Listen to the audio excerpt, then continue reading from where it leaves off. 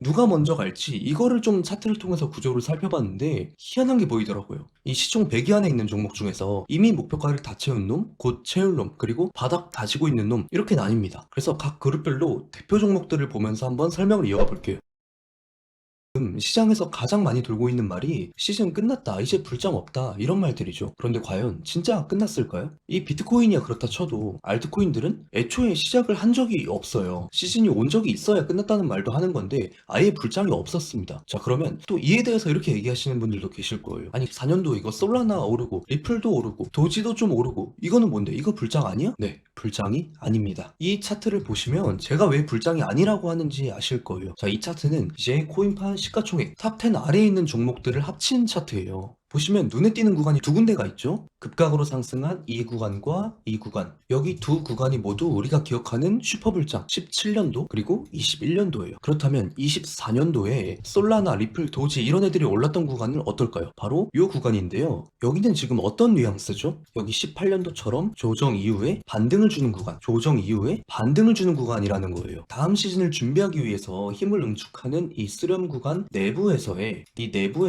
움직임이라는 거죠. 우리는 이 수렴 구간들이 끝나고 나서 위로 추세 분출이 나오는 거, 그게 알트코인 불장. 이전 시즌의 고점들을 넘어서 또 새로운 영역으로 넘어가는 걸 이제 불장이라고 합니다. 아직 안 나왔죠? 이제 나와야죠. 비트코인 도미넌스 차트를 봐도 마찬가지예요. 비트코인 도미넌스가 뭐죠? 도미넌스가 이제 지배 이런 의미를 갖고 있어요. 그래서 비트코인 도미넌스라는 건 코인판을 통틀어 봤을 때 그 안에서 이 비트코인의 지배력이 얼마나 되느냐. 비트코인 도미넌스가 이렇게 높아져 버리면 비트코인의 지배력이 강하다는 뜻이니까 반대로 알트들이 좀 힘을 못 쓰고, 비트코인 도미넌스가 이제 반대로 낮아지면 지배력이 약하다는 뜻이니까 알트들이 이제 힘을 조금 씁니다. 그래서 17년도, 21년도에 비트코인 도미넌스 차트를 보면 급각으로 하락하는 모습이 보이죠. 이때 비트코인의 시장 지배력이 약해지면서 알트들이 폭등했던 그런 시기예요. 그런데 이제 24년도에는 그런 모습이 보이지 않았고요. 그러니까 24년도는 그냥 적당히 좋았던 장 정도로 볼 수가 있는 겁니다. 물론 이제 최근에는 시장이 약간 변하긴 했어요. 그래서 이더리움 도미넌스도 신경을 써야 해요. 자, 그러면 뭐가 어떻게 변했는지를 설명드려야 여러분들이 참고를 하실 수가 있겠죠. 자, 우리 예전 불장을 생각을 좀 해보면 비트코인의 대상승 중간에는 이런 식으로 한 30%짜리 조정이 등장을 해도 같은 시점에 알트들은 별 타격이 없었어요. 보통 알트가 비트보다 훨씬 가볍고 변동폭이 큰데도 불구하고 똑같이 한 30% 정도 빠지면서 거의 비슷한 폭으로 움직였었단 말이죠. 자, 그런데 이번에 24년도에 올라갈 때를 보면 비트가 상승 중간에 한 30% 정도밖에 안 빠졌는데도 불구하고 이게 알트들이 너무 심하게 빠졌었어요. 같은 시점에 한 60%, 70%씩 이렇게 빠져버렸었죠. 거의 바닥을 향해서 움직였습니다. 이거 뭔가 이상하죠. 자, 근데 이때 무슨 일이 있었냐면 이더리움이 심하게 빠졌습니다. 이더가 거의 알트랑 비슷하게 50% 한번 빠지고 그리고 70%가량 빠지고, 마치 붓다빔 때 이 비트코인이 60%, 알트가 70% 비슷하게 하락했던 것처럼 말이죠. 그래서 알트가 점점 이더의 영향을 받는 것처럼 보이고 알트코인 견인의 역할만 놓고 봤을 때는 점점 비트에서 이더 쪽으로 비중이 높아지는 게 아닌가라는 생각이 들어요. 이것 때문에 과거에는 비트코인 도미넌스만 편하게 보면 됐었는데 지금은 이더리움 도미넌스까지 좀 신경을 써야 하는 상황인 거죠. 비트 도미와 이더 도미, 이거 두 개가 다 빠져야 비트 이더의 시장 지배력이 약해진다는 것이고, 그래야 알트들의 족쇄가 좀 풀리니까요. 그래서 두 차트 다 한번 간략하게 살펴볼게요. 비트코인 도미넌스 같은 경우에는 꽤 크게 장기적으로 하락할 각이 잡혔습니다. 물론 뭐 중간중간 반등세는 나오겠지만 보시면 20년도, 21년도에 쌍봉을 만들고 급격하게 빠졌어요. 그러면 이 쌍봉이 하락의 기원점이고 이 기원점 가격에 다 왔을 때는 굉장히 강한 저항을 받는 게 일반적입니다. 뭐 아직은 강한 저항세가 출몰하지 않았지만 쌍봉 만들고 하락하고 리테스트하고 다시 빠지고, 이게 이제 하락할 때 등장하는 하나의 시퀀스예요. 좌측의 예시를 보시면 이런 식으로 쌍봉을 만들어내고 하락했다가 박스권, 쌍봉을 만들어내고 하락했다가 박스권, 그리고 반등을 치지만 결국 이 쌍봉 구간을 리테스트하고 다시 쭉 흘러버리죠. 그래서 여기도 마찬가지로 지금 쌍봉 리테스트까지 동일하게 끝낸 상황이기 때문에 다시 빠질 각을 우리가 볼 수 있다는 거예요. 자, 그런데 지금 단기적으로는 한 기간을 솔직히 딱 잡아서 말할 수는 없는데 한 두어 달 정도는 주봉상의 요 꼬리 있죠? 이 꼬리를 채우러 올라오는 움직임이 있을 수 있습니다. 그래서 비트코인의 시장 지배력이 한 단기간 동안 올라올 수 있는 반면에 이더리움 도미넌스, 즉 이더리움의 시장 지배력은 잠시 약간 약세를 보일 수도 있어요. 그 이유를 말씀드릴게요. 일봉에서 이평선을 한번 켜보면 위에서부터 빨, 주, 노, 초, 파, 보 이렇게 무지개 순서로 정배열을 만들면서 추세가 이렇게 시작이 되는데 그 이후로 굵직한 첫 조정파가 시작이 될 때 항상 이 최하단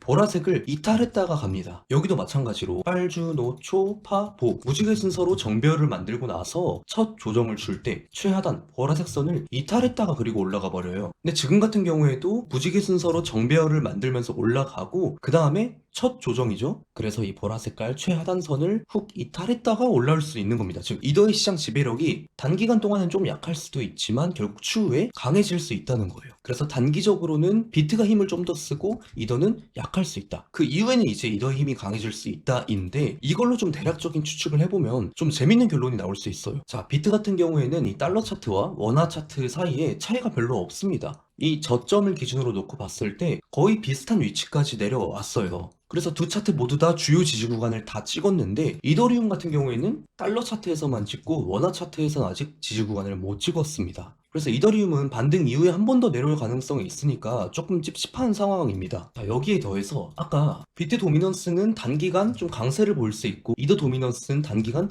약세를 보일 수 있다고 했었잖아요. 그래서 만약에 제가 과거에 올렸던 비트 관점들처럼 비트가 반등을 강하게 하다가 중간에 조정을 살짝 섞는다고 보면 이더는 비트에 비해서 단기간 힘이 없는 상황이기 때문에 상승을 같이 해도 조금 적게 하고 조정을 줄 때는 조금 더 줄 수 있다는 거죠. 그럼 비트는 저점 갱신하지 않고 잠깐 뭐 10몇 프로 조정을 주는데 이더는 저점 갱신을 해버릴 수가 있어요. 근데 이렇게 나오면 대박입니다. 비트는 저점을 높이고 이더는 저점을 낮추고 비트와 이더 사이에 괴리가 생긴 거잖아요. 둘이 반대예요. 여러분들 시장에 괴리가 생겼다는 건 기존과 다른 좀 특별한 사건이 생겼다는 거죠. 그러면 시장에 변화가 있을 수 있다는 거예요. 이어서 하락 중에 변화가 생긴다는 건 이제 상승으로 돌아 나갈 수 있다는 거겠죠. 이러한 괴리가 언제 나왔었느냐? 지난 4월 그리고 22년도에 나왔었습니다. 지난 4월 같은 경우에는 비트 저점 높이고 이더 저점 낮췄죠. 그리고 상승으로 이어졌어요. 22년도 같은 경우에는 반대로 비트가 저점을 낮추고 이더는 저점을 높였습니다. 괴리를 만들고 나서 상승으로 이어졌어요. 그래서 저희 지난 4월 달에 이걸 참고해서 비트 이더 상승각을 봤던 거였었잖아요. 만약에 이번에도 똑같이 이 괴리가 발생을 해준다면 정말 좋은 기회가 될 수 있을 것 같습니다. 자, 그럼 여기서 이런 질문이 있을 수도 있어요. 만약에 저 그림대로 간다면 이더가 저점 갱신한다는 건데 이거 어떻게 해야 되나요? 지금 뭐 이더 팔아야 되나요? 아니요. 현물 하시는 분들은 신경 쓸 필요가 없습니다. 왜 와이?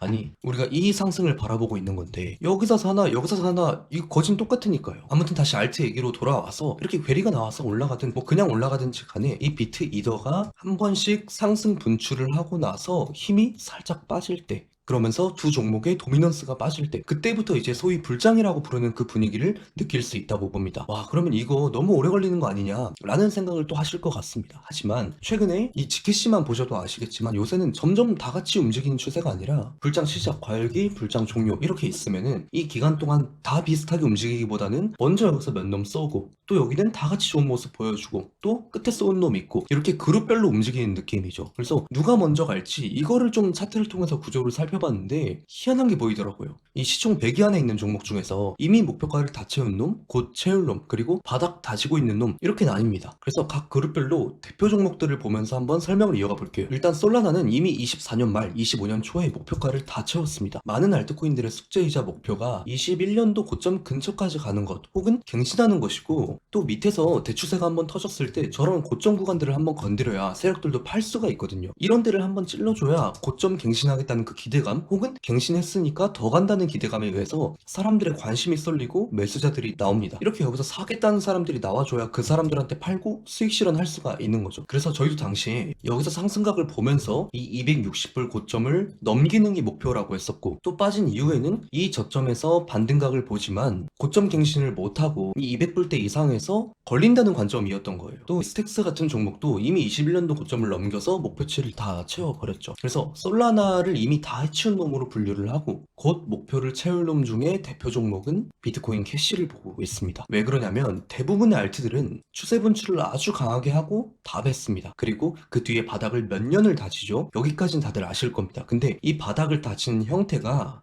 더블 바텀, 즉 쌍바닥인 경우가 정말 많아요. 지켓시 같은 경우도 그렇고 솔라나 같은 경우에도 쌍바닥이었고 되게 자주 등장하는 형태입니다. 자, 그런데 비트코인 캐시 같은 경우에는 첫 번째 바닥을 만들고 두 번째 바닥도 이미 다 형성해서 추세 분출만 남은 상황인 거예요. 더군다나 얘는 쌍바닥을 만드는 이 내부 과정이 21년도에 쏘기 전이랑 아예 형태가 똑같습니다. 보시면 N자로 상승을 한번 만들어내고 그 뒤에 3개의 마디로 조정을 주죠. 그리고 이 조정의 마지막 마디는 직전 저점을 살짝 깹니다. 직전 저점을 살짝 깨요. 그래서 전체적으로 쌍바닥을 만드는 이 내부 과정이 거의 동일하다는 겁니다. 이런 것들로 미뤄봤을 때 아마 21년도 고점을 넘기는 이 목표가 찍는 속도가 꽤 빠른 축에 속할 거라고 봐요. 자, 그럼 다음 순서는 이제 두 번째 바닥을 다지고 있는 종목들이겠죠. 대표적으로 라이트코인이나 니어 프로토콜 같은 종목이 있어요. 앞서 설명한 종목들과 같이 비교를 해보면 니어 프로토콜은 이제 요 2번 자리에 있는 겁니다. 그래서 니어가 아마 한 3번 자리까지 올라오게 되면은 그때 비트코인 캐시는 이미